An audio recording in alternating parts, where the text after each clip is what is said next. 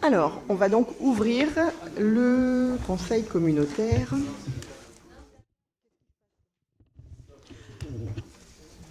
Alors, pour commencer, hop, les pouvoirs. Donc, M. Hurtaud qui donne pouvoir à Bernard Landais, M. Bory qui donne pouvoir à M. Sagot, Mme Feuillet qui donne pouvoir à Nicolas Vanier, Loïc Nolot donne pouvoir à Annick Bambuc, Françoise Loiseau donne pouvoir à André Boulot, Olivia Da Silva donne pouvoir à Monique Reculot, Dominique Bonin donne pouvoir à Mme Thibault et François Eudouin donne pouvoir à M. Perrier. Voilà sur les pouvoirs. Merci. Un ou une secrétaire de séance, et il vous est proposé Dominique Gauvreau, Jeanne Cardinaux, Jean-Claude Vinet, Johan Guilbault. Qui souhaite être secrétaire de séance, s'il vous plaît? Dominique Gauvreau, secrétaire de séance. Merci. Alors, la première chose, premier point, donc avez-vous des observations concernant le conseil communautaire, le compte-rendu du conseil communautaire du 29 mars 2018? Non, pas d'observation? Non, pardon, ok. Et ensuite, donc, vous avez les décisions qui ont été prises durant ce mois. Le premier point à l'ordre du jour concerne l'aménagement du territoire, et c'est donc Daniel Trigati qui commence. Merci. Merci. Alors nous allons donc vous présenter le PADD, le cabinet Perspective qui nous a accompagnés dans le UI de Saint-Hermine depuis déjà plusieurs années. Et donc à côté de moi, Monsieur Jacob Lardy est là pour vous présenter donc le PADD de l'ex-pays de Saint-Hermine. Je vous laisse la parole, Jacob. Vous pouvez mettre le... Merci.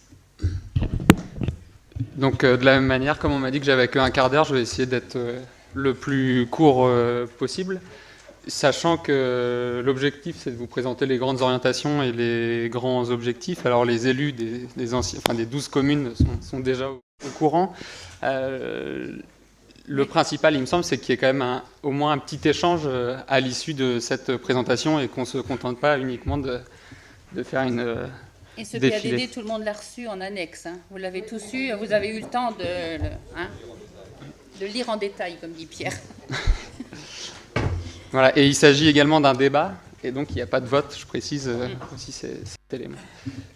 Donc je vais introduire rapidement vous expliquant pourquoi est-ce qu'on redébat, parce qu'il faut savoir qu'il y a déjà eu un débat dans l'ancienne communauté de communes. Rappeler rapidement également ce qu'est un projet d'aménagement et de développement durable. Et puis ensuite faire défiler les grandes orientations qui s'articulent autour de trois principaux piliers du projet d'aménagement et de développement durable: l'économie, l'habitat et le patrimoine rural. Alors, le contexte, donc il y a eu un premier débat au sein du conseil communautaire de l'ex-pays de Saint-Hermine fin 2016.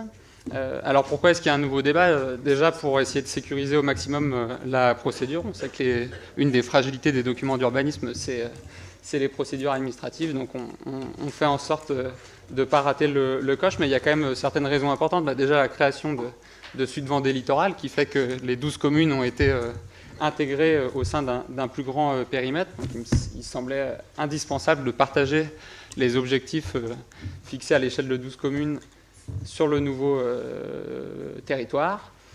Le fait également qu'il y ait un SCOT en cours d'élaboration. Donc on prend soin d'essayer de faire le lien au maximum entre le PLUI et le SCOT, et qu'il y ait une compatibilité entre les deux procédures.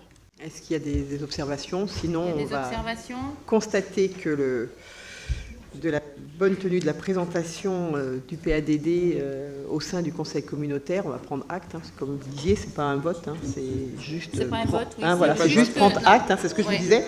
C'est prendre acte de la tenue. Hein? Non. Là, en fait, on va prendre acte de la présentation. Voilà. Est-ce qu'il y en a qui ont des questions? Non? Ok. Je vous remercie beaucoup. Merci, Jacob. Merci. Oui, pardon. Attendez, il y a une question, David. Juste, pardon. Pour l'avoir rapidement parcouru, mais j'en ai pas une idée précise. Plutôt dans le questionnement, c'est comment ce PADD va s'intégrer dans un PADD qui sera plus conséquent à l'avenir. Et si toutefois il y avait un re-questionnement de certains objectifs ou de certains axes stratégiques, comment ça peut être révisé? C'est juste pour comprendre un petit peu comment ça va se conduire tout ça. Vous voulez répondre? Là, donc, il y a un SCOT qui est élaboré à l'échelle des 44 communes. Donc, le document d'urbanisme qu'on élabore, on fait en sorte qu'il soit compatible avec ce SCOT. Ce qui permet déjà de garantir, j'ai envie de dire, une première facilité pour que ça soit ensuite repris à l'échelle des 44 communes. Il n'empêche que s'il y avait des évolutions à apporter, dans le cadre d'une révision générale, il n'y a absolument aucune difficulté pour remettre sur la table des objectifs, en sachant que, étant donné que le futur PLUI à l'échelle des 44 communes sera sur le même périmètre que celui du SCOT, le SCOT est un peu rattrapé par le PLUI, ce qui fait qu'en fait on a déjà un peu les pré-objectifs qui seront normalement définis dans le futur PLUI des 44 le travail communes. qui a été fait au niveau du PLUI de Saint-Hermine, c'est déjà avantageux par rapport au PLUI qu'on va entreprendre de cette année, quoi, pour ce qui est fait à faire, quoi. En tout cas, il est construit. Je pense que les élus espèrent bien, en effet, que ce qui est fait puisse être repris. Voilà, ça, c'est des choses qui ont déjà été faites, qui ne seront pas forcément repris dans le PLUI Mais c'est vrai que la question des 44 communes. Mais la question est pertinente dans la mesure où on est en train de... ça a été élaboré à l'échelle d'un territoire, d'un petit bout de notre territoire, et qu'aujourd'hui, il faut le travailler. Et voilà, comment est-ce que tout va s'imbriquer? Donc, je veux dire, c'est vrai que c'est une préoccupation, pas de perte... on garde le bénéfice du travail qui a été effectué sur l'ancien territoire de Saint-Hermine. Pas d'autres interventions? Très bien, merci beaucoup. Merci, Jacob. Alors, on va continuer. Alors, j'ai fait un oubli tout à l'heure, j'aurais dû le faire dès le début, puisque je vous demanderai de rajouter un point à l'ordre du jour que nous verrons à la fin, s'il vous plaît. Continue Daniel, toujours pour du coup... C'est intégration du contenu du plan local d'urbanisme. Dans le cadre des procédures d'élaboration ou de révision générale initiées avant le 1er janvier 2016, les dispositions du décret du 28 décembre 2015 relatives à la partie réglementaire et à la modernisation du contenu du PLU s'appliqueront uniquement si une délibération du Conseil communautaire se prononce en faveur de l'intégration du contenu modernisé du PLU intercommunal et intervient au plus tard lors de l'arrêt du projet. La délibération de la communauté de communes du Pays de Saint-Hermine prescrivant l'élaboration du PLU intercommunal valant programme local de l'habitat prévoyait notamment au titre des modalités de concertation les dispositions suivantes. Mise à disposition d'un registre ouvert aux habitants pendant toute la durée de la procédure au siège de la communauté de communes et dans chaque commune. Mise en place d'une adresse courriel spécifique, PLUI, comme Saint-Hermine, permettant à un grand public d'adresser ses remarques, des questions ou ses contributions à l'élaboration du projet. Compte tenu de la création de la communauté de communes Sud-Vendée Littoral, la reprise de la procédure du PLUI de Saint-Hermine par cette nouvelle collectivité, il conviendrait donc de modifier les exposés ci-dessus. Donc, il faudrait mettre pluipsh@sudvendélittoral.fr permettant au grand public d'adresser ses remarques, ses questions ou ses contributions à l'élaboration du projet. Voilà.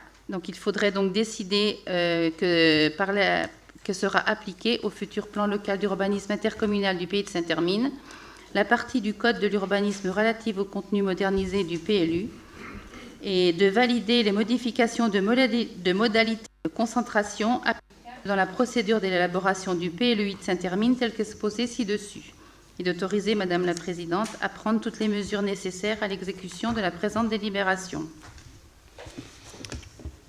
Y a-t-il des questions? Non, je me vois, y a-t-il des voix contre? Des abstentions? Non, je vous remercie. Et Daniel, tu continues sur l'Aiguillon. Donc maintenant, c'est le PADD de l'Aiguillon. Voilà, monsieur, je vous laisse la parole. Donc bonsoir à tous. Donc je suis Philippe Saliou, je représente le bureau d'études Ouest Aménagement qui accompagne la commune de l'Aiguillon-sur-Mer pour Oui, c'est mieux comme ça. Oui. Pour, excusez-moi, pour l'élaboration de ce PLU, donc l'Aiguillon-sur-Mer, commune naturellement à la pointe, devait se doter d'un nouveau document d'urbanisme, hein, parce que je rappelle qu'on est toujours sur le plan d'occupation des sols. Pour les raisons qui l'ont expliqué, ça fait longtemps qu'on accompagne la commune. Il y a eu des blocages malheureux après le passage de Xintia, et puis plus récemment, donc le passage à l'intercommunalité a également, là plus heureux, hein, mais a fait aussi obstacle au processus. Donc aujourd'hui, on est dans un calendrier assez serré. L'objectif, c'est de pouvoir avoir un document d'urbanisme très rapidement opérationnel et qui est débattu ce soir, hein, dans le cadre du projet d'aménagement de développement durable, et qui devrait être arrêté par le même conseil en juin, donc le 21 juin de cette année. Donc l'objectif pour moi, c'est de vous présenter de manière synthétique également les éléments de ce projet. Alors je vais pas rappeler, comme l'a très bien fait mon confrère, les objectifs de ce projet d'aménagement et de développement durable, si ce n'est d'en remettre effectivement un petit rappel sur l'importance de la modération de la consommation de l'espace, bien évidemment, qu'on prend également en considération dans ce projet. Alors, le projet de l'Aiguillon, évidemment, je l'ai rappelé, il tient compte d'une manière extrêmement ferme et extrêmement importante les dispositions du plan de prévention de risque littoral, donc, qui a été approuvé en décembre 2017, qui a mis un temps, il y a un long temps de gestation. Ce document, maintenant, il est stabilisé. Ça nous permet vraiment d'avoir des éléments très importants sur les zones de submersion, d'inondation, pour que le projet puisse être travaillé. Donc voilà, ça c'est un axe très important de ce projet. Et puis évidemment, c'est pas le seul. On travaillera avant tout sur la notion de tourisme intégré et toutes les qualités de la commune sur ces principes. Et puis également sur l'économie diversifiée de l'Aiguillon. Donc voilà les axes forts qui ont été mis en avant dans ce projet. Alors, évidemment, l'objectif, c'est aussi de s'appuyer sur les qualités intrinsèques de la commune, à savoir la mise en valeur de son patrimoine, qu'il soit naturel ou paysager, que ce soit également dans la gestion de ce patrimoine naturel et paysager, donc à savoir la gestion qualitative des eaux usées, la maîtrise de l'étalement urbain, et puis la maîtrise des besoins en énergie. Donc pour cela, on a vu tout à l'heure qu'il y avait un certain nombre d'objectifs qui a été fixés au niveau du PLU intercommunal. Sur ce PLU de l'Aiguillon, dans le projet, on annonce qu'on aura une consommation d'espace extrêmement faible, puisque seule une extension, donc en continuité de l'urbanisation, sera liée à un projet de camping-car sur une surface de 2,5 hectares, qui représente une centaine de places. Donc on verra tout à l'heure une importance pour l'économie. Donc le projet s'appuie, au dehors de ça, uniquement sur du renouvellement urbain, l'optimisation de l'existant. Donc ça, c'est vraiment un effort là, qui est considérable à l'échelle de la commune, même si là aussi la configuration et la géographie de la commune l'expliquent. Pour avoir des repères, par le passé, dans les 10 dernières années, la consommation de l'espace, ça a été 7,5 hectares dans les 10 dernières années, dont environ 5 hectares pour l'habitat. Donc demain, ce sera 0 hectare pour l'habitat. Donc évidemment, ce document-là est réalisé dans l'attente d'un document intercommunal. Alors, on a organisé la présentation de ce projet en 3 axes qui me permettent de présenter les éléments. Le premier, s'appuyer sur les capacités d'accueil des sites et des paysages et tirer parti des ressources. Donc, en affichant un certain nombre d'objectifs qualitatifs sur ces éléments. Donc, évidemment, sur une commune littorale, la question de la capacité d'accueil du site, elle est extrêmement importante. Ce pas des territoires qui ont une capacité à se développer infiniment. Ils ont leurs propres limites, notamment par rapport à ces qualités paysagères et environnementales. L'axe 2 précise les éléments d'un pôle touristique et d'une commune qui doit être vivante toute l'année, donc pour continuer à accueillir de nouveaux habitants. Le contraire est vrai aussi, l'accueil de nouveaux habitants pour avoir une commune vivante toute l'année. Enfin, le dernier axe de présentation s'appuie sur le tissu économique, très spécifique sur la commune, qui a accompagné pour assurer son développement et puis l'adapter aux potentialités et les contraintes d'un territoire et des filières économiques spécifiques, donc, comme la pêche, la conchyliculture.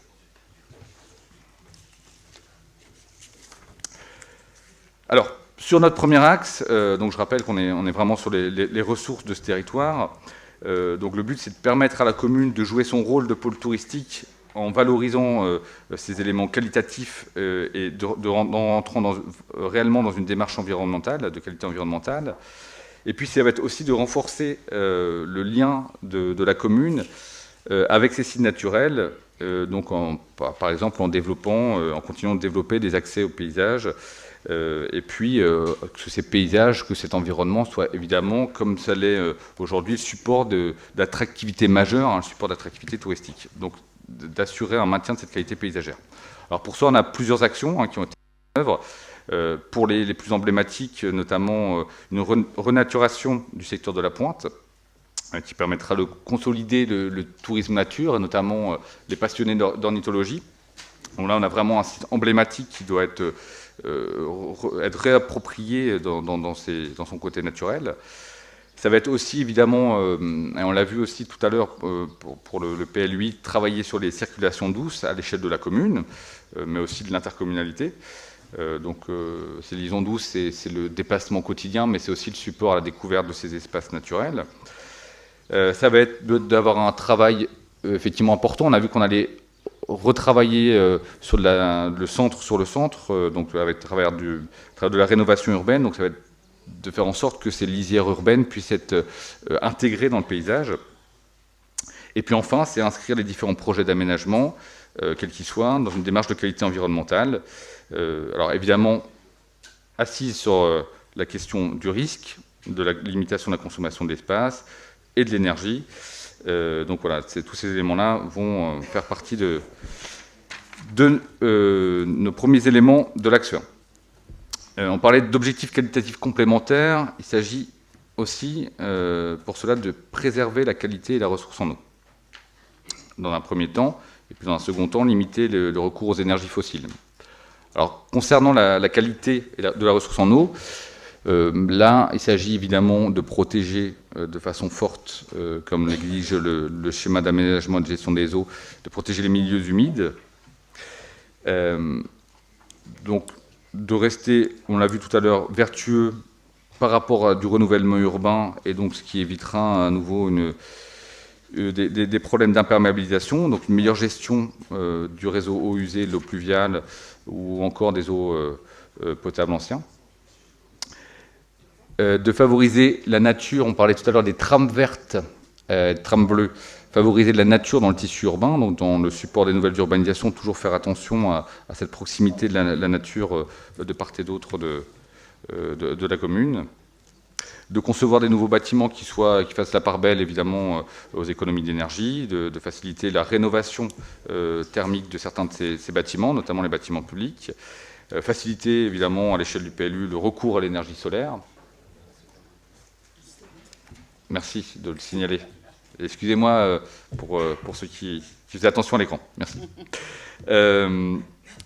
On va également travailler sur le fait de renforcer une offre alternative aux déplacements. Donc, je l'ai évoqué tout à l'heure, notamment pour les mobilités de proximité, les mobilités douces.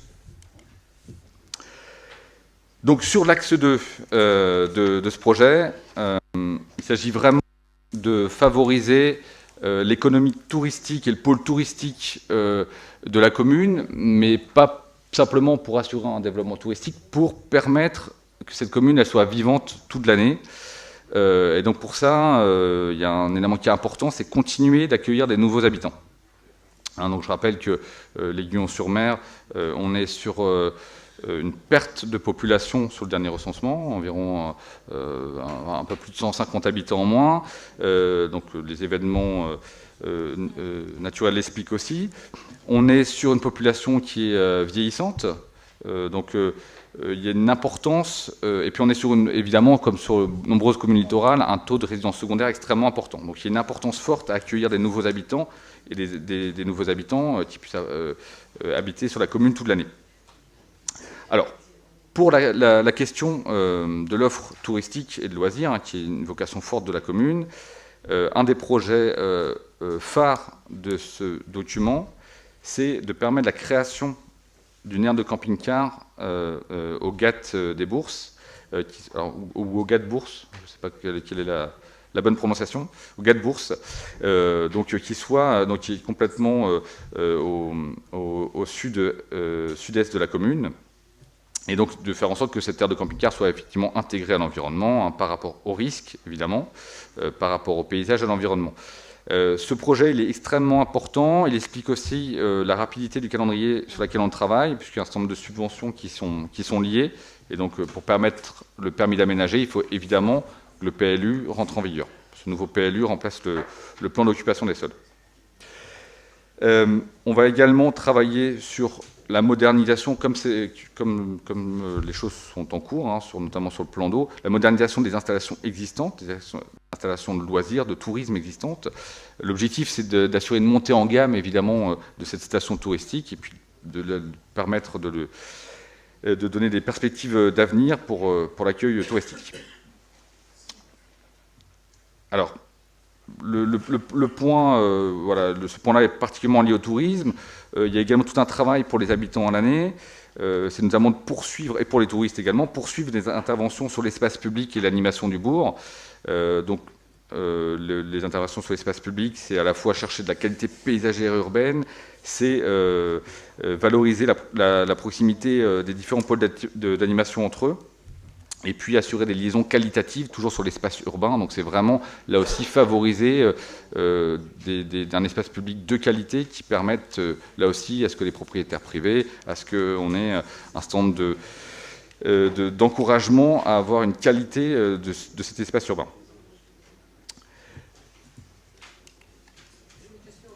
Oui. Je vous en prie. Vous dites accueillir de nouvelles populations. J'ai pu comprendre tout à l'heure que vous disiez zéro consommation d'espace. Alors, vous accueillez les personnes où? Vous cassez des bâtiments, vous en remontez d'autres? Dans l'existant, il y a beaucoup de dents creuses à l'Aiguillon? Alors, c'est juste une question. Non, très bonne question. Est-ce que j'essaie de suivre, Et donc effectivement, c'est une question clé, c'est-à-dire qu'on ne va pas consommer d'espace hormis la question de l'aménagement de l'aire de camping-car, oui. Ce qui fait qu'effectivement, il faut travailler sur le renouvellement urbain ou sur les gisements fonciers existants. Et c'est vrai qu'on a déterminé, on a travaillé sur les gisements fonciers existants. Il y en a un certain nombre sur la commune, effectivement, que ce soit sur des parcelles non construites, les fameuses dents creuses, mais c'est aussi sur des jardins qui vont pouvoir se diviser. Ce qui se fait sur beaucoup de communes. L'OAP, ça peut participer effectivement les orientations d'aménagement et de programmation à la mise en place de ces divisions parcellaires.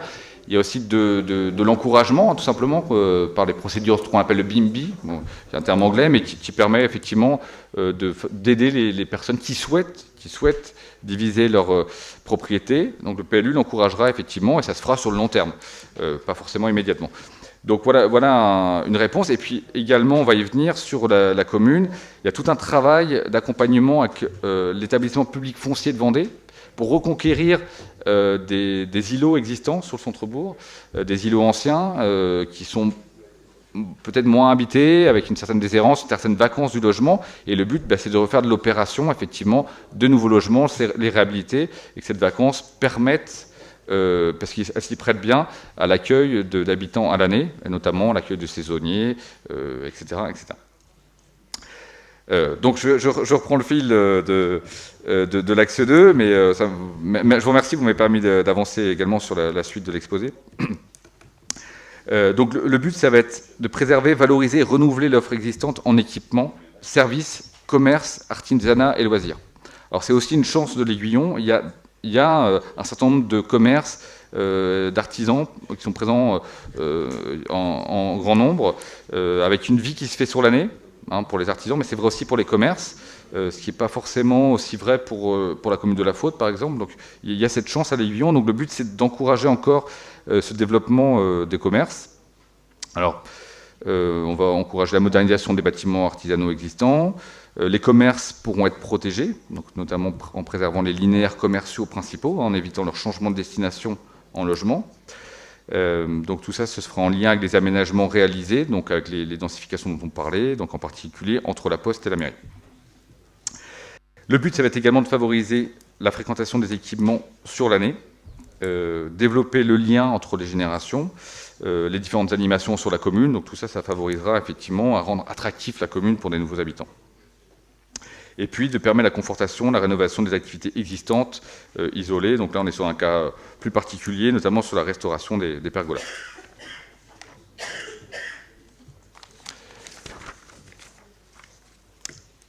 Alors, voilà la question que j'avais abordée en répondant à votre question. Ça va être un point clé, renforcer l'attractivité pour les jeunes ménages pour tendre vers la stabilisation de la démographie communale. Donc, je rappelais tout à l'heure qu'on perdait de la population. Donc le but, ça va être de continuer à créer du logement à la fois pour compenser le phénomène de décohabitation et puis pour accueillir des nouveaux habitants. Sur l'après-Xynthia 2009-2014, l'Aiguillon-sur-Mer, c'est la création d'environ 5 logements de résidence principale nouveaux par an. L'objectif, c'est de continuer sur cette voie-là pour les années à venir et donc de faire en sorte que ces logements soient vraiment de l'habitat principal.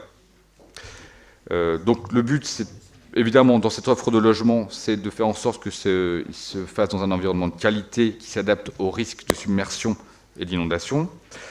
C'est d'entamer donc toutes les discussions avec les établissements publics fonciers de Vendée, offrir une offre pour les primo-accédants, une offre variée pour les ménages, donc actifs, saisonniers, qui travaillent sur la commune. Ça va être de s'appuyer également par rapport au fait qu'il va falloir accompagner l'attractivité pour les plus âgés. On est sur une commune vieillissante. L'Aiguillon-sur-Mer, c'est 60% de la population qui a plus de 60 ans. Donc aujourd'hui, il y a une maison de santé. Il y a une réalisation imminente de la future maison de santé intercommunale et on souhaite s'appuyer sur cette nouvelle réalisation, évidemment, pour le développement de la commune et puis travailler en accompagnement pour des logements spécifiques pour les personnes âgées. Et puis l'objectif, c'est également de favoriser une diversification de l'offre des nouveaux logements, donc logements intermédiaires, donc de plus petite taille, de collectifs. Voilà. On me fait signe que je vais accélérer un petit peu, donc on va passer à l'axe 3, ce qui vous laissera le temps de débattre, effectivement. L'axe 3, donc je vais faire vite. Un tissu économique accompagné pour un développement adapté aux potentialités et aux contraintes du territoire et des filières économiques. Donc, dans cet axe, on souhaite affirmer le rôle économique et d'animation structurant des activités liées à la mer et à l'agriculture. Là aussi, quelques actions à mettre en place, c'est poursuivre la mise en valeur du port, c'est permettre l'adaptation et la diversification de ces activités, et puis aussi, en ayant ces exigences environnementales, faire attention à la qualité de la ressource en eau, notamment pour l'activité conchylicole. Enfin, donc dernier point de cet axe 3, important, maintenir un tissu économique vivant à l'année. Aujourd'hui, on a une zone, donc on a un linéaire commercial important qu'on souhaite protéger, et puis on souhaite sanctuariser la vocation artisanale de la zone existante, en y interdisant la création de nouveaux logements, d'hébergement et de commerce, et puis en permettant la réhabilitation de cette zone. Là aussi, on parlera de renouvellement de la zone sur elle-même pour permettre l'installation de nouveaux équipements et puis la vitalité de ce secteur. Donc, je vous remercie pour cette écoute. Donc, l'objectif, c'est qu'il y ait également un débat suite à cette présentation. Merci.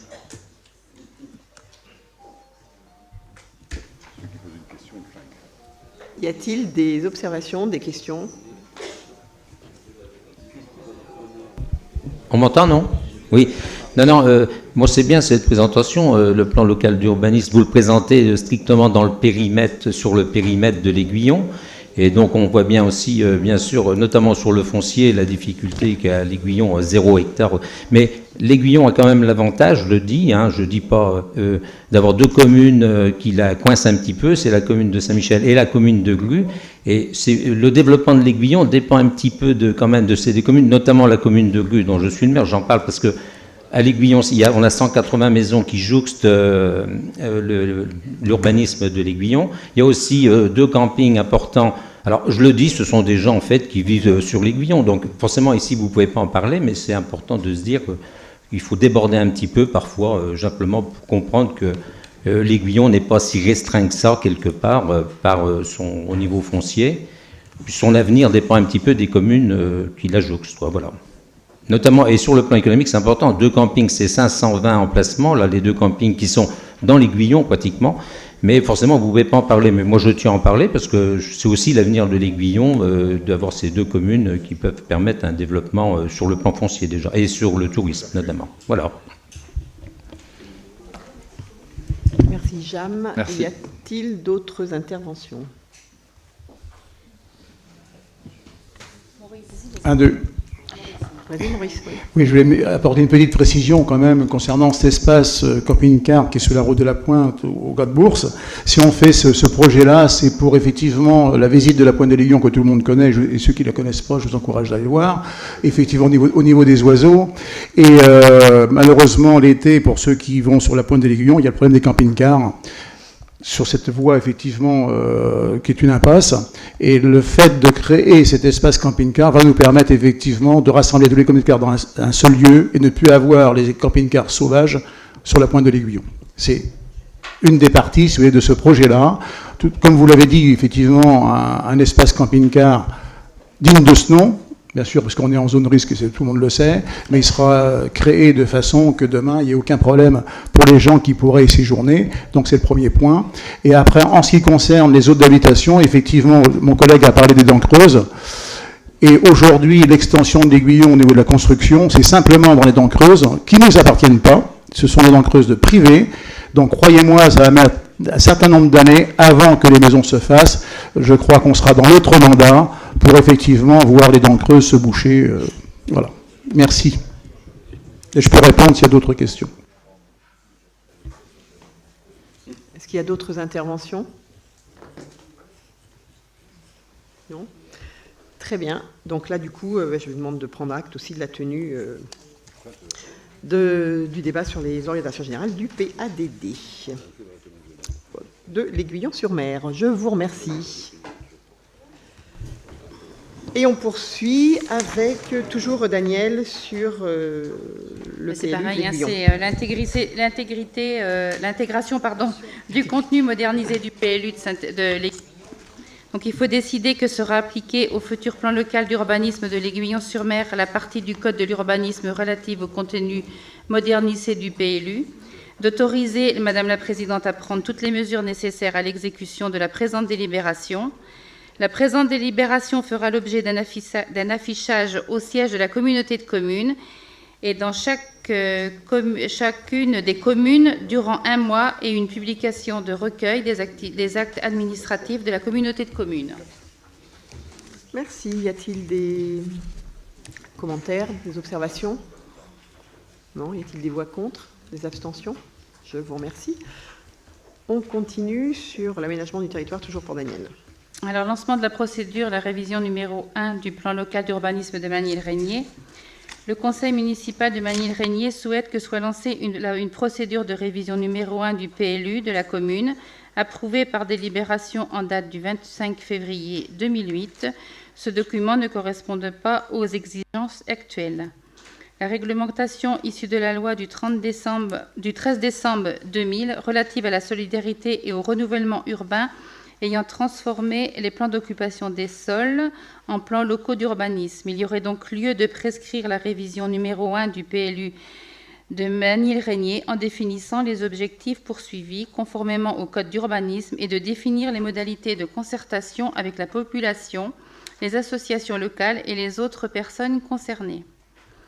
Donc, il faudrait prescrire le plan local d'urbanisme de Manille-Régnier sur l'ensemble du territoire communal et de fixer les objectifs comme suit. Développer la possibilité du parc locatif social, densifier les possibilités de construction et uniformiser les aspects des constructions sur le territoire, développer un complexe scolaire de qualité dans le centre-bourg de Beugnier-l'Abbé. Est-ce que tu veux en parler, Nicolas, s'il te plaît ? Je vais être plus court que les intervenants précédents, rassurez-vous. Oui, je suis désolée, mais il faut que ça se fasse. Simplement, donc, vous dire qu'on lance la révision de PLU qui date d'il y a 10 ans pour travailler principalement sur le bourg de Beugnier, puisqu'on a des projets importants sur les Manilles. J'ai une demande d'un lotisseur privé de 53 lots qui est en cours, des logements sociaux également sur le bourg des Manilles pour 13 locatifs, et j'ai plus de foncier disponible sur le bourg de Beugnier, donc on est à proximité de Luçon, on a une forte demande. C'est la raison pour laquelle on travaille pour densifier ce bourg et, si possible, non pas faire un pôle scolaire, parce que les mots, alors, ils sont ce qu'ils sont, mais simplement on a une seule école et 2 structures qui sont dissociées, donc forcément des coûts de fonctionnement assez élevés, puisque charge de personnel importante, photocopieurs, etc., etc. Donc l'idée, c'est pas d'aller dépenser 2 millions ou 3 millions d'euros dans une école, c'est simplement d'essayer de travailler, de regrouper intelligemment les espaces, je le dis, voilà. J'en ai terminé. Voilà. Merci. D'autres interventions? Tu as fini, Daniel, là où tu es? Oui, c'était fini. C'était fini sur ta délib, là, c'est bon? Donc, la présente délibération fera l'objet d'un affichage au siège de la communauté de communes et en mairie de Magny-le-Régnier durant 1 mois, d'une publication au recueil des actes administratifs de la communauté de communes et une mention dans un journal local diffusé dans le département. Alors ensuite, modification numéro 2 du PLU de Mareuil-sur-Lay, 17. Donc, c'est pareil, hein, voilà. Ouverture à l'urbanisation d'une zone 2AU en 1AU, modification de l'OAP du secteur en 1AUD de Dissay, modification de l'article 10 du règlement de la zone 1AUA, suppression d'un espace réservé au carrefour de la butte et modification de la rédaction de l'article 11 de la zone UB. Donc, je vais laisser la parole à Jean-Pierre. Oui, nous avions déjà délibéré sur ce projet et aujourd'hui on est un peu dans un rétropédalage, si je peux dire, par rapport à la délibération que nous avions prise ici même, par rapport aux observations des services de l'État. Nous voulions ouvrir une zone de 10 hectares, voire 12 hectares, où la commune était propriétaire, en 4 phasages, c'est-à-dire en 4 étapes. Les services de l'État ne veulent pas de ce procédé, ils veulent se contenter, ils nous demandent aujourd'hui d'ouvrir simplement un secteur et non pas dans un but immédiat, et non pas, comme nous l'avions envisagé, dans une prospective dans la durée. Donc aujourd'hui, on s'inscrit dans le présent, si je peux dire, avec une diminution de la surface à urbaniser prochainement, si qu'on le souhaite. Voilà. Et on abandonne un secteur qui avait été prévu sur Dissay, d'aménagement sur Dissay, car les services de l'État jugent aussi que Dissay, par rapport au Bure, c'est ce qui a été évoqué notamment tout à l'heure dans la présentation du plus de Saint-Hermine, c'est aujourd'hui, on nous demande de concentrer l'urbanisme dans le centre-bourg, beaucoup plus que dans les extérieurs. Voilà. Ok, merci Jean-Pierre. Rien de plus, pas d'autre. Alors là, par contre, sur cette délibération, on va la voter et on votera quand même pour les Magny-Régnier, chose que l'on n'a pas fait. Tu es passé. Alors, s'il vous plaît, pour Mareuil d'abord, y a-t-il des voix contre? Des abstentions? Non, je vous remercie.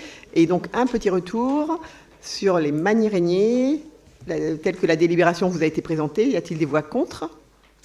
Des abstentions? Je vous remercie. Merci Daniel pour ces présentations. Et on passe ensuite, on continue sur aménagement du territoire, mais cette fois c'est Jam qui prend la main.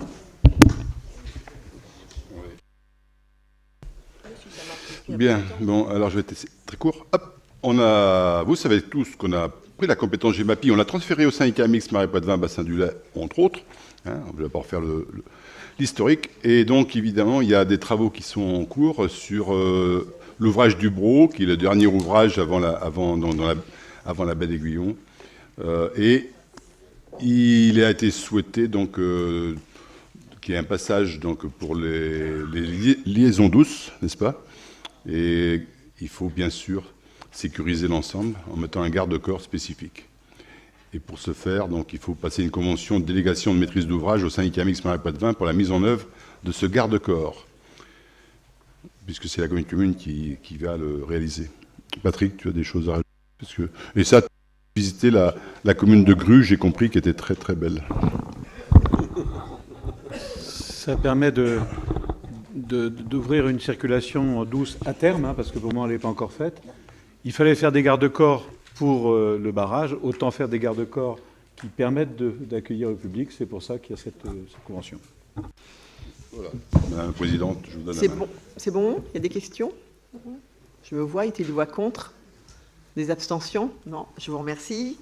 Le point suivant, ça concerne la résiliation du bail amphithéotique avec le syndicat mixte Vendée-Sèvres-Otise pour la maison éclusière des 5 AB, puisque cette maison éclusière a été restaurée par la Comcom des îles du Marais Poitevin et elle est gérée par la commune de Sainte-Radegonde-des-Noyers en tant que gîte de pêche.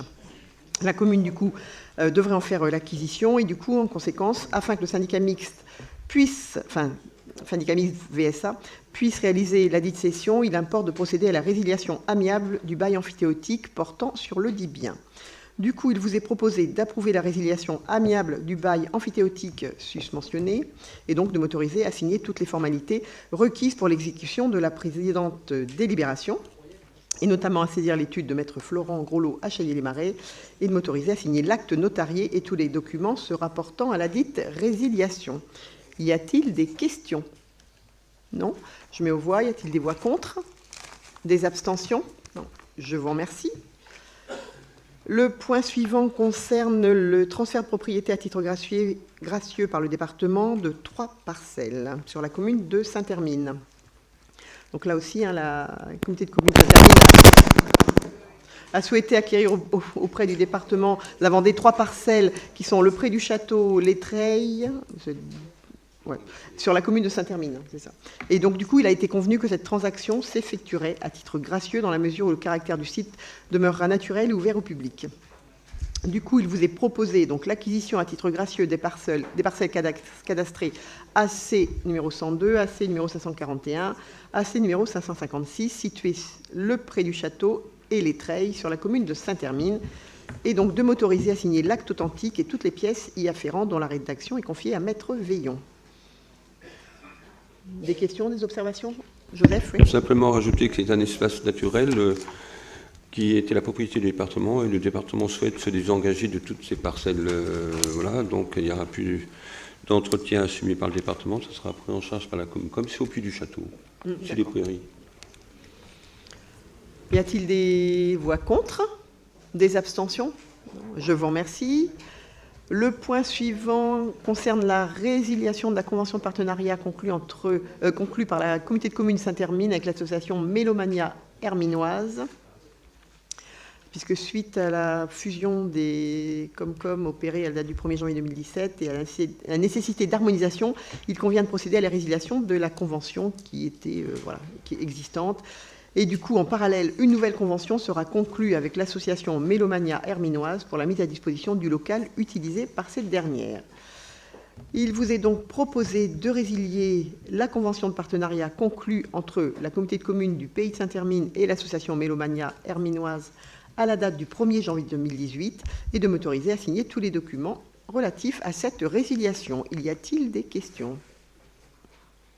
Non, Joseph, oui. Ce qui est important, c'est de préciser qu'il va y avoir une nouvelle convention. C'est pour ça, je précisais qu'il y a une nouvelle convention qui va être mise en place, tout à fait. Je mets aux voix, y a-t-il des voix contre? Des abstentions? Non. Je vous remercie. Le point suivant, c'est pour Jam. Bien, donc c'est l'usine de Cargois, tout le monde sait, c'est sur Corp, où Trivalis, donc on avait, c'était le SMEUM qui avait cette parcelle, ce terrain, qui avait donc... ou mise à disposition à Trivalis pour le centre de tri qui a été désaffecté suite au réaménagement de l'ensemble du tri en Vendée. Voilà. Donc,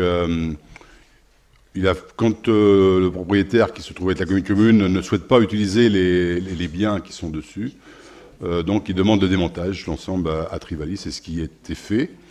Et la désaffection de la parcelle donc, sur laquelle a été implanté ce centre de tri revient donc à nous. Et donc on accepte la restitution à compter du 1er juin 2018, après démantèlement de l'ensemble des parties aériennes, bien sûr. Voilà, donc si vous avez des questions sur ce point, on récupère cette parcelle nue, mais on a découvert des petites choses sur ces parcelles-là. Y a-t-il des questions? Oui, bien sûr, Daniel.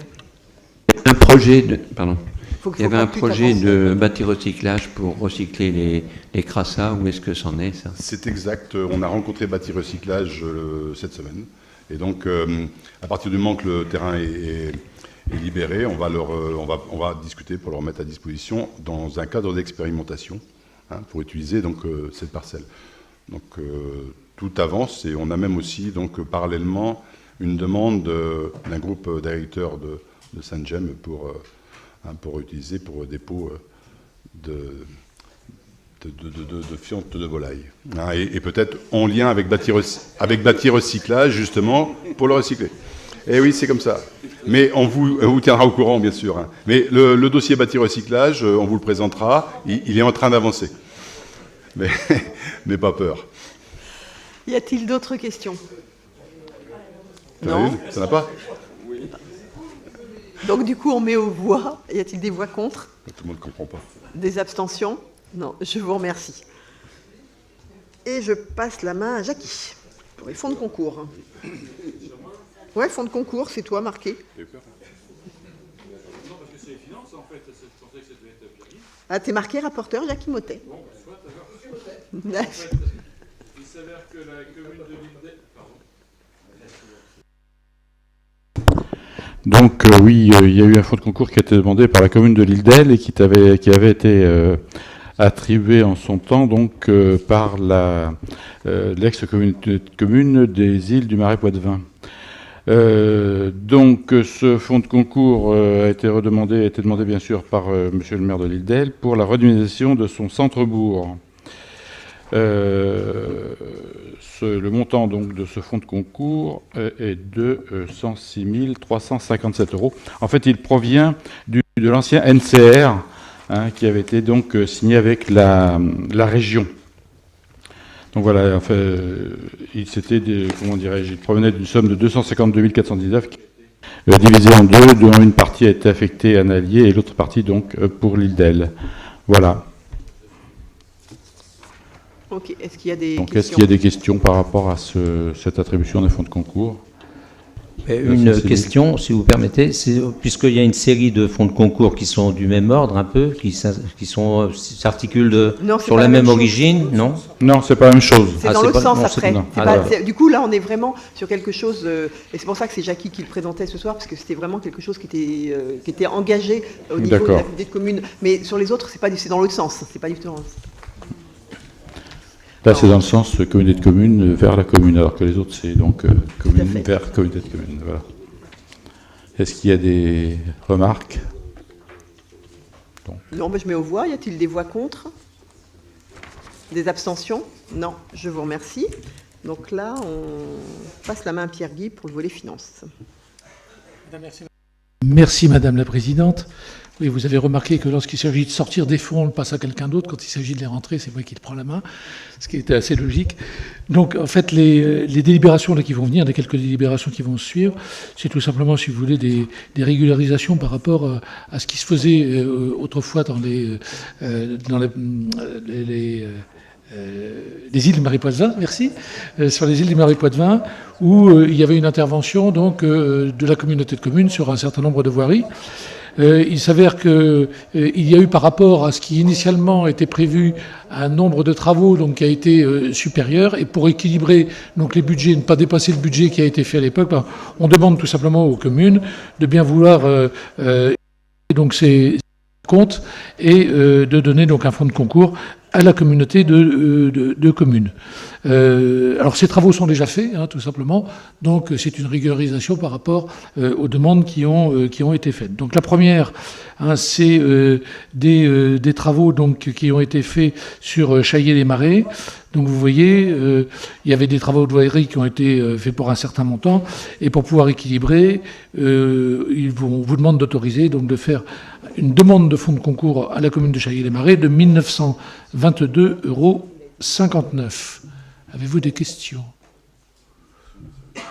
Non, y a-t-il des contre, des abstentions? Non, à l'unanimité, merci. Même chose, mais cette fois-ci c'est pour la commune de Champagné-les-Marais, et le montant donc qui lui serait demandé est de 10 794,49 €. Des questions ou des remarques? Des abstentions? Non, il y a l'unanimité. La troisième, donc, c'est pour Moreil, cette fois-ci, Et la somme qui serait demandée, enfin qui sera demandée, si vous en êtes d'accord, c'est de 12 350 € et 89 centimes. Des remarques ou des questions? Non? Des contre? Des abstentions? Ok, merci. Et puis la dernière, donc c'est pour la commune de Nallier, et le montant donc d'équilibre est de 10 496 € 68. Y a-t-il des remarques ou des questions? Non? Des contre? Des abstentions? Donc merci. Merci Pierre-Guy. Qui reprend la main sur le service commun d'ADS. Afin d'assurer la pérennité apportée aux communes membres de la communauté de communes, il a été décidé la création d'un service commun intercommunal affecté au service ADS au 1er janvier 2017. La convention de cadre pour l'adhésion au service commun intercommunal des autorisations du service ADS, prévoyant l'application aux communes membres une tarification en fonction du nombre et du type d'actes instruits par commune, il appartient au conseil communautaire d'arrêter le montant des tarifs applicables. Conformément aux orientations prises par l'Assemblée pour les années 2018 et 2019, il est proposé au conseil communautaire d'approuver les tarifs présentés dans le tableau ci-dessous. Permis de construire 40 €, déclaration préalable 28 €, permis de démolir 32 €, permis d'aménager 48 € et certificat d'urbanisme de type B 16 €. Donc il faudrait adopter les tarifs présentés ci-dessus dans le cadre de la tarification du service ADS au titre de l'année 2018. Y a-t-il des questions, des observations? Dans ce cas-là, on va le mettre aux voix. Y a-t-il des voix contre? Des abstentions? Je vous remercie. Cuisine centrale, Jean-Yves. Alors donc, considérant donc la compétence prise par la nouvelle communauté de communes en matière donc de restauration à destination des établissements scolaires du premier degré et des services à caractère intercommunal, considérant également que les tarifs des repas étaient fixés précédemment par l'ancienne communauté de communes du pays de Saint-Hermine par décision du bureau dans le cadre de ces délégations, considérant que par décision du bureau en date du 24 mai 2016, les membres du bureau de la communauté de communes de l'ex-pays de Saint-Hermine avaient fixé les tarifs des repas à compter du 1er août 2016 pour l'année scolaire 2016-2017, considérant enfin la demande des services du Centre de finances publiques de Luçon sur la mise à jour des tarifications des repas, je vous propose donc de fixer et de maintenir les tarifs des repas à compter du 1er août 2017 comme suit: 3,40 € pour les enfants réguliers, 3,45 € pour les enfants occasionnels et 4,34 € pour les adultes. Y a-t-il des questions? Dans ce cas-là, il y a des contre? Hein? Est-ce que des membres du conseil communautaire s'abstiennent? Merci, tout le monde est pour. Merci. On va finir avec le volet finance en intercalant la délibération complémentaire que vous avez sur table. Ça, on aura fini le volet finance, donc c'est Pierre-Guy qui reprend la main. Oui, merci. Alors, bon, très rapidement, en fait, si vous voulez, il y a des travaux donc, qui ont été faits à l'EHPAD de Nallier. Pour ça, il faut faire donc, des emprunts. Donc, il y a 2,7 millions d'emprunts à faire. Donc, après des consultations, c'est celle donc, des caisses de dépôt et de consignation qui sont les plus intéressantes. Il y aurait 2 prêts donc, qui vous seraient, qu'on pourrait faire. Un de 1 683 000 et un autre de 1 17 000. Vous voyez qu'ils sont sur 30 ans avec une période de préfinancement de 3 à 24 mois. Et le premier, donc alors les deux sont indexés sur le livret A, c'est-à-dire grosso modo sur l'inflation. Et pour le premier, on rajoute le livret A plus 1,1%, et pour le deuxième, plus 0,6%. J'aime beaucoup le profil d'amortissement qui dit que si jamais les intérêts deviennent supérieurs au montant de l'échéance, en fait, on diffère les intérêts sous forme d'intérêts différés. Je ne vous dis pas la tête de l'inflation si jamais ça arrivait. Voilà, donc je pense qu'on a peu de chance, mais enfin, c'est dans les contrats.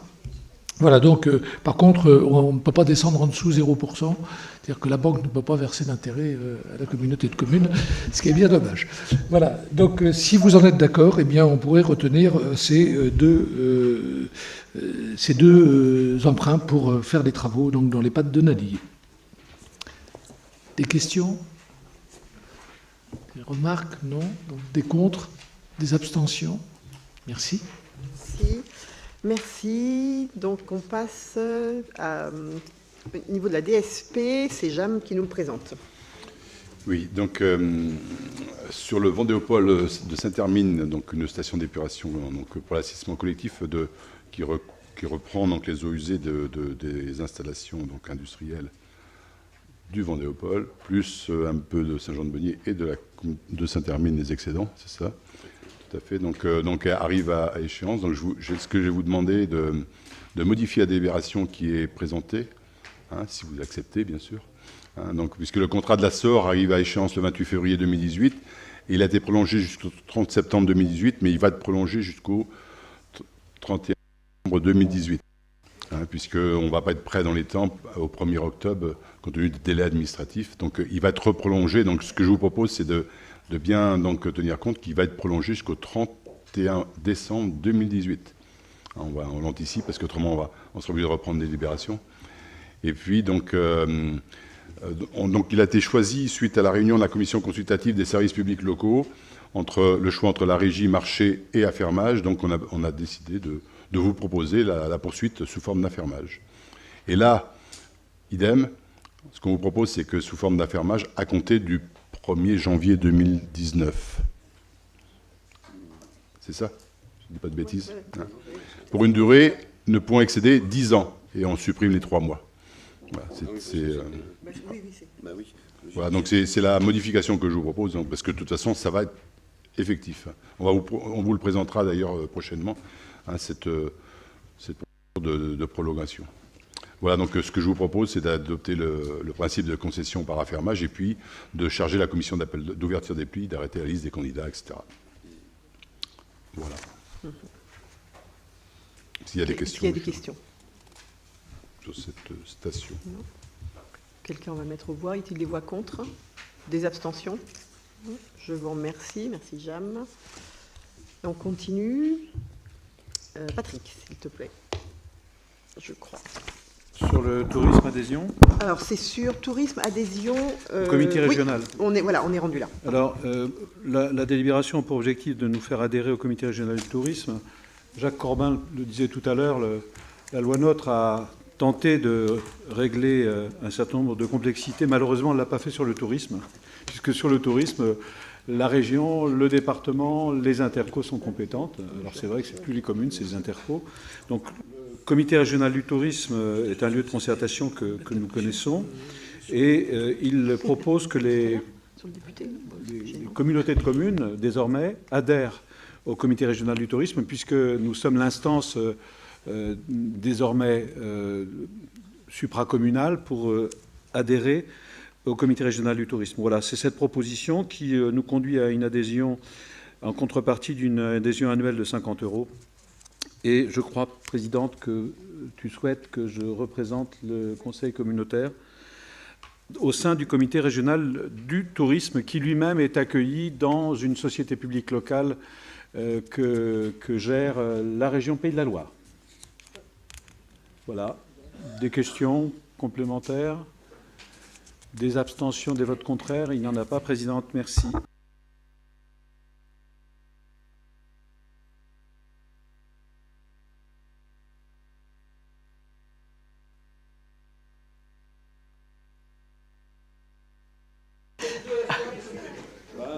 Ben on va, voilà. Bon, ok. Du coup, on a voté les deux. Hein. Vous avez bien admis qu'on sait bien les deux. Voilà, les deux délibérations sont votées en une.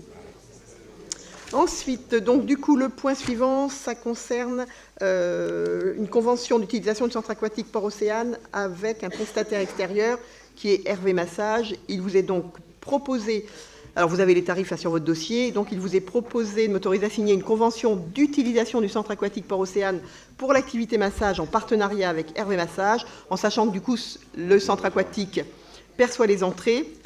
Et ensuite, le partenaire facture un pourcentage de prestation à la collectivité. Voilà. Y a-t-il des questions? Non. Alors, je vais mettre tout de suite aux voix plutôt. Y a-t-il des voix contre? Des abstentions? Non. Je vous remercie et je passe la parole à Jean-Yves. Alors, Jean-Yves est parti sur autre chose. Je passe la parole à Jean-Yves. Oui. Non, mais j'étais distrait par mon voisin et je devrais être beaucoup plus vigilant. Oui. Il s'agit simplement de vous proposer, donc, suite aux propositions de la commission enfance-jeunesse relatives donc au nom des 3 établissements qui sont sur l'ex-pays de Saint-Hermine, donc l'accueil de loisirs de Saint-Hermine, la Caillère Saint-Hilaire et Sainte-Gemme-la-Plaine, pour identifier les équipements. Alors, en ce qui concerne la LSH de Saint-Hermine, nous proposons bouille d'enfant. Pour celui de la Caillère Saint-Hilaire, le bois du rire, parce que la Caillère est très riche en bois. Et enfin, pour la LSH de Sainte-Gemme-la-Plaine, la plaine récré, puisque nous sommes dans la plaine, tout simplement. Voilà. Est-ce que vous voyez des inconvénients à ce qu'on maintienne ces noms-là? Non? Très bien. Ça va? Bon. Merci. On considère que tout le monde est... Ah, ma boule d'enfant, je trouve pas ça très joli, mais enfin bon. Tu dis, pardon? C'est mignon, la boule d'enfant. Ça a été vu en concertation avec les parents, les animateurs, etc. Hein. Voilà. Ça ne veut pas dire qu'ils ont raison. Hein.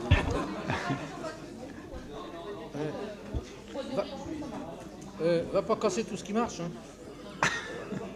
Respecter le choix des parents, de la commission, des enfants, voilà. Donc, il vous est proposé de partir sur les noms qui vous sont proposés ce soir. Y a-t-il des voix contre? Des abstentions? Non. C'est parfait, nous pouvons mettre les noms sur les bâtiments. Je vous remercie. Alors, le point suivant, allez, encore un tout petit peu de patience, surtout qu'on aborde un volet important, entre autres, qui est donc le service commun cuisine centrale. Et on va parler de sa création. Juste un petit rappel du contexte, puisque la communauté de communes exerçait jusqu'à présent les compétences, jusqu'à l'adoption des statuts, les compétences de ces anciennes structures. Et seule la communauté de communes du pays de Saint-Hermine assurait, à titre d'une compétence supplémentaire, la restauration à destination des établissements scolaires du premier degré et des services à caractère intercommunal, hormis pour les communes qui avaient la capacité de le faire. C'est pour ça que je dis hormis les communes qui avaient la capacité de le faire. Depuis le 1er janvier 2017, cette compétence est exercée de manière différenciée sur le périmètre de la communauté de communes Sud-Vendée Littoral. Donc ça va être exercé jusqu'au dernier jour de l'année scolaire. Lors de la séance du conseil communautaire du 19 octobre, la communauté de communes a décidé de restituer la compétence cuisine centrale de l'ex-communauté de communes du pays de Saint-Hermine aux communes à la fin de l'année scolaire 2017-2018. Il vous est donc proposé ce soir la création d'un service commun qui pourrait être créé à partir du 9 juillet 2018, de façon à assurer la restauration donc à destination des établissements scolaires du premier degré dans les communes qui le souhaitent et des services à caractère intercommunal. Pour mémoire, en termes de moyens humains, le service commun sera constitué par des agents appartenant exclusivement à la communauté de communes Sud-Vendée Littoral, c'est-à-dire au nombre de 7 agents. Concernant les moyens matériels, meubles et immeubles, seuls ceux propriétés de la communauté de communes Sud-Vendée Littoral seront utilisés. Il vous est donc proposé la création d'un service commun cuisine centrale, d'approuver les termes de la convention pour la création d'un service commun cuisine centrale et donc de m'autoriser à signer la convention réglant les effets de la création de services communs cuisine centrale. Y a-t-il des questions, s'il vous plaît? Ou des observations? Il y a des questions, plein d'observations. On est en pleine réflexion sur l'ex-communauté de communes. Donc là, il y a un groupe de travail qui va se mettre en place pour améliorer la cuisine centrale. Parce qu'on a plein de... Enfin, certaines communes ont évoqué le fait qu'ils n'étaient pas forcément contents des services de la cuisine centrale. Donc il y a un groupe de travail qui va se mettre en place.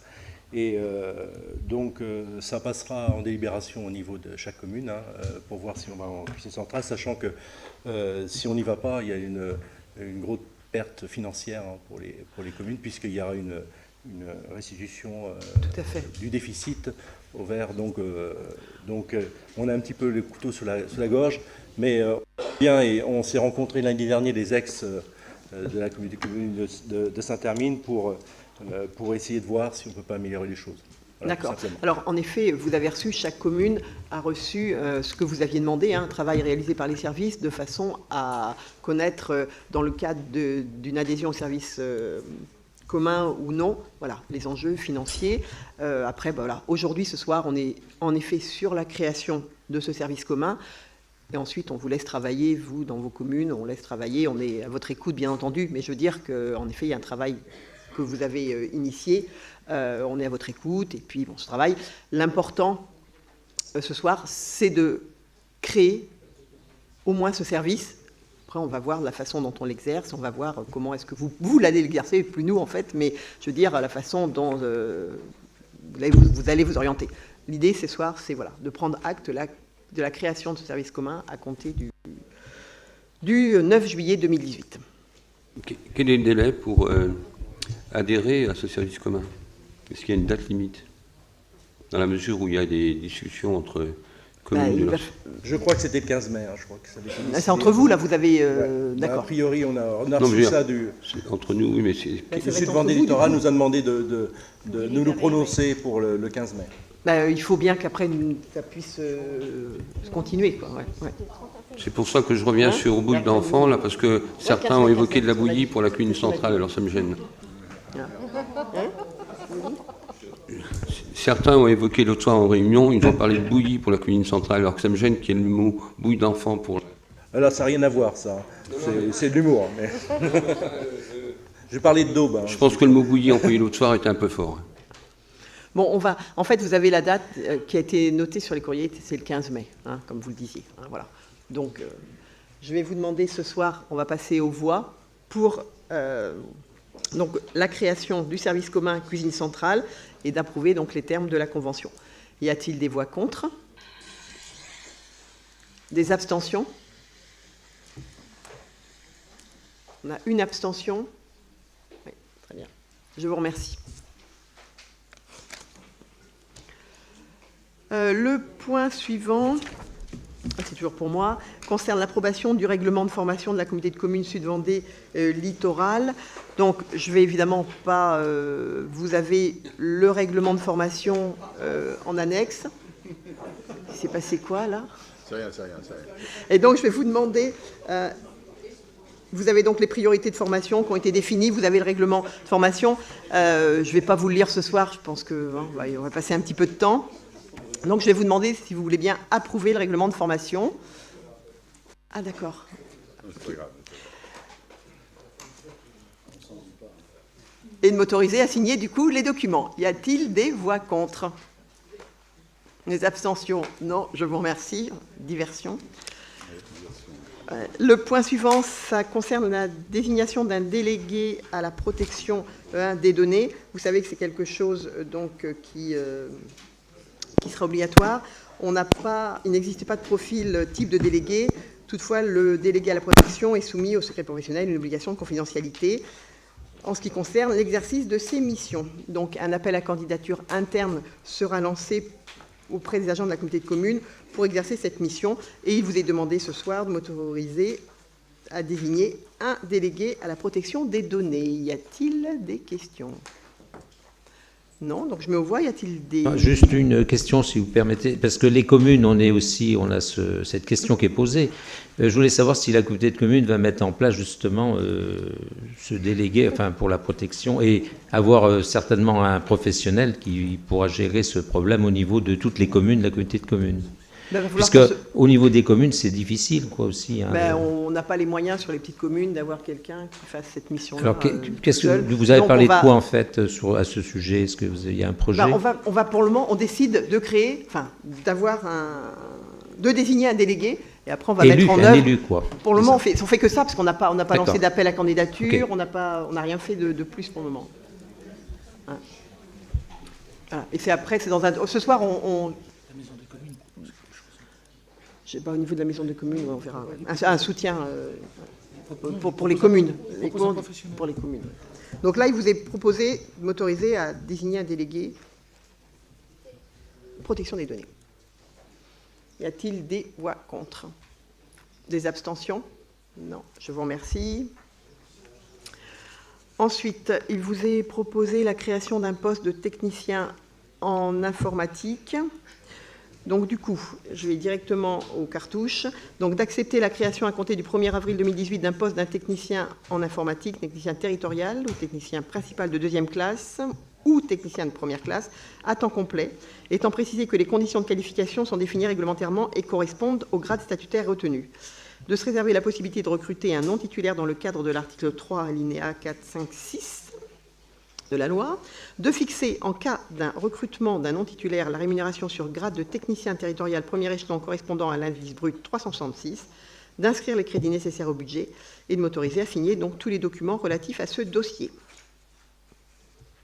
Y a-t-il des questions? On a, en fait... Non, c'est dans le budget. En fait, on a inscrit les recrutements. Non, c'est pas le deuxième... Non, là, on l'a inscrit dans le... Quand on a regardé... Oui, pour compléter, Laurence, dans le 012. Laurence, si tu veux, je peux compléter. C'est effectivement un second poste. On a créé un...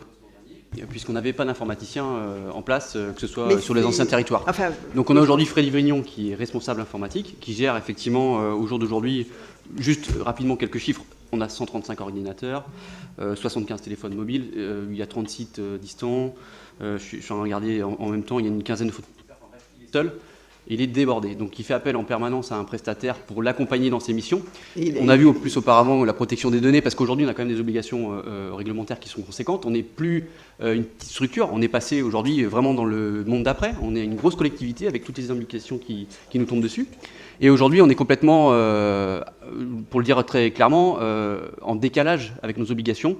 On est sur des pratiques sur certains sites, mais qui en essence, pour le dire très clairement. Non, mais sincèrement, avec des logiciels qui sont complètement obsolètes, la protection des données, on oublie complètement. Donc Freddy a lancé ce travail-là, mais aujourd'hui, il est débordé parce que il est c'est normal, par ses collègues pour des pannes informatiques, pour des dépannages. En fait, il fait plus son métier pour lequel voilà. Il a été recruté il y a un an. On a nécessairement besoin que lui intervienne. Et puis, c'est aussi un poste, alors je ne me fais pas l'avocat du diable en disant ça, mais qui va nous permettre, j'espère, de générer des économies, parce qu'on a aujourd'hui une flotte de 90 portables, avec donc les 4 opérateurs historiques, mais même d'autres opérateurs. Et donc là, il y a des économies à faire. Et il a déjà fait ce recensement, on est prêt à lancer des marchés, mais il ne peut pas le faire parce qu'il n'a pas le temps matériellement. Donc la personne qui va l'accompagner aura le temps d'aller renégocier les marchés, non seulement donc les marchés téléphonie, fixe, mobile, copieurs, etc. On a des imprimantes qui sont aujourd'hui des imprimantes quasiment individualisées. Donc là, l'idée, c'est aussi de travailler pour demain avoir des... Les logiciels, encore, on a des logiciels qui se cumulent en fonction des différents territoires. Donc l'idée, c'est d'avoir des logiciels communs. Et donc, ce travail-là, il ne peut pas se faire sans des techniciens. En passant par un prestataire aujourd'hui, c'est grosso modo 350 € la journée. Et c'est ce que ça nous coûte. Hein. Donc à un moment donné, c'est un investissement. C'est certes un poste qui va nous coûter, je sais pas, 30, enfin, je ne me rappelle plus du budget précisément, mais 35, 40 KE. Mais sincèrement, s'il y a bien un poste qu'on peut amortir rapidement, et je m'en porte garant devant vous, je reviendrai avec les chiffres, c'est un poste qui très vite va nous permettre de faire des économies. Voilà. Oui, et puis une réactivité que le prestataire extérieur a pour le moment, mais on ne peut pas... Voilà, c'est compliqué, c'est vraiment très très compliqué. Ouais. Nicolas, juste pour compléter, parce que moi je partage complètement ton analyse, mais est-ce que cette vision que l'on a sur l'Interco, elle pourrait aussi être partagée avec nos communes? C'est-à-dire qu'on a aussi à mutualiser un certain nombre de logiciels, de matériel informatique, de photocopieurs, etc.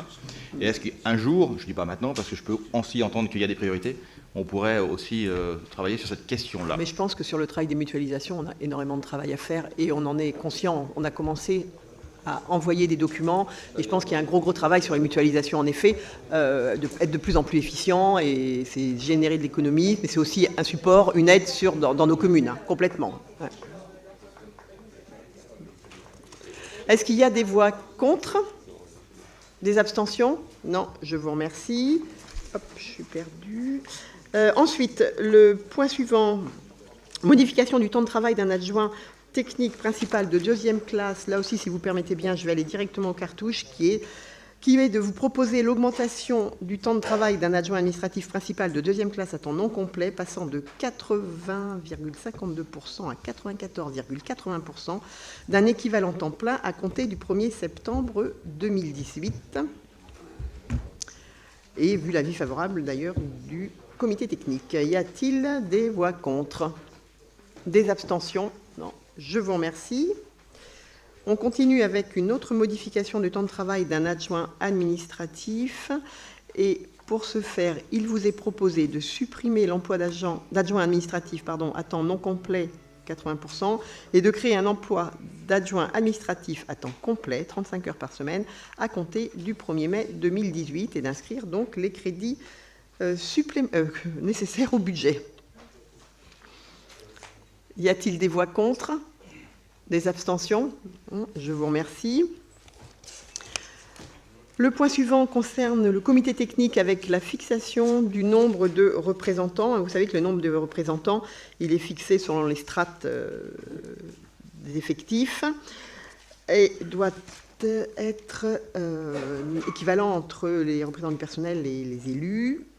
Et donc, il vous est proposé de fixer le nombre de représentants titulaires du personnel à 4, de maintenir le paritarisme numérique en fixant un nombre de représentants de la collectivité égal à celui des représentants du personnel titulaire et suppléant. Et voilà. En fait, j'allais lire une autre phrase, mais non, c'est bon. Voilà, je m'arrête là, en fait. Votre avis? J'étais lancée. Oui. Y a-t-il des questions? Non, je mets aux voix. Y a-t-il des voix contre? Des abstentions? Non, je vous remercie.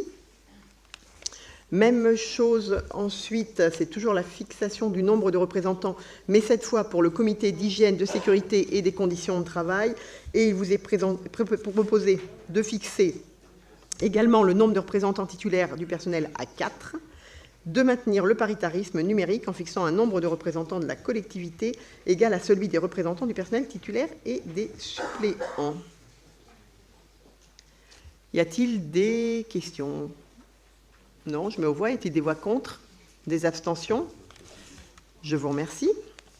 S'il vous plaît, juste, il reste 3 minutes, là, c'est important, parce que parfois c'est le moment d'échange qu'on n'a pas eu le temps de faire avant. Désolé d'en rajouter une couche.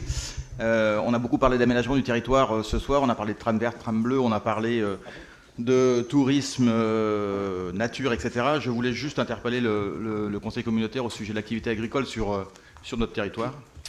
Vous n'êtes pas sans savoir, si vous avez suivi l'actualité, que certaines communes ont subi le désagréable découverte, en tout cas, d'être sorties de la liste des communes qui pouvaient bénéficier de l'ICHN, donc l'indemnité compensatoire du handicap naturel. Certaines sont entrées dans ce zonage sans l'avoir demandé, donc il y a un certain flou artistique sur les critères qui ont donné naissance à cette nouvelle cartographie qui...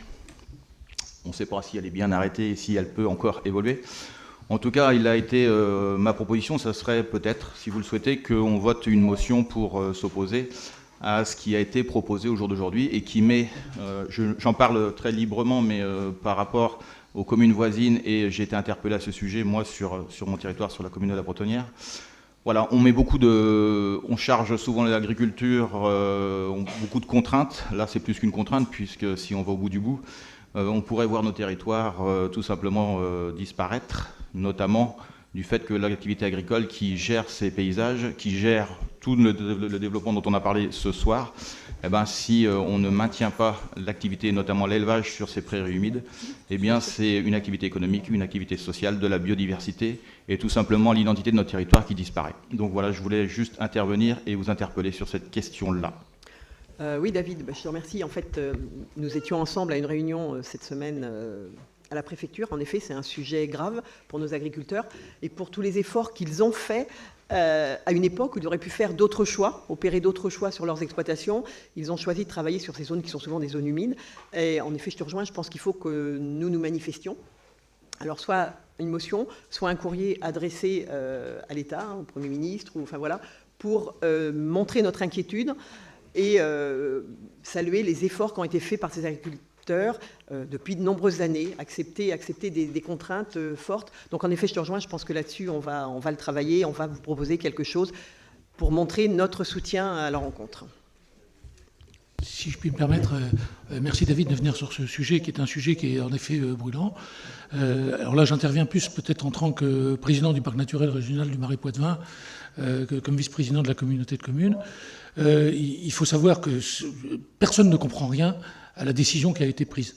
Le préfet mon grand ami le préfet a dit lui-même que lorsqu'il avait ouvert la carte, il l'apprenait en ouvrant la lettre. Le DRAF lui-même disait qu'il ne comprenait pas quelles étaient les décisions. Il faut savoir que, par exemple, sur le parc naturel régional, il y a en Vendée 12 communes des zones humides qui sont sorties, 14 communes qui sont sorties donc des Deux-Sèvres, pour donner sur des communes qui en fait n'ont pas réellement de zones qui sont des zones sensibles, en particulier donc dans le domaine humide. Alors que l'État est en train de pousser le parc naturel régional du Marais Poitevin à rentrer dans les réseaux Ramsar, donc de reconnaissance des zones humides, on est en train de sortir en parallèle des villes qui ont besoin de ces zones humides, des capacités que l'on donne aux agriculteurs pour pouvoir entretenir ces zones humides. C'est complètement incohérent.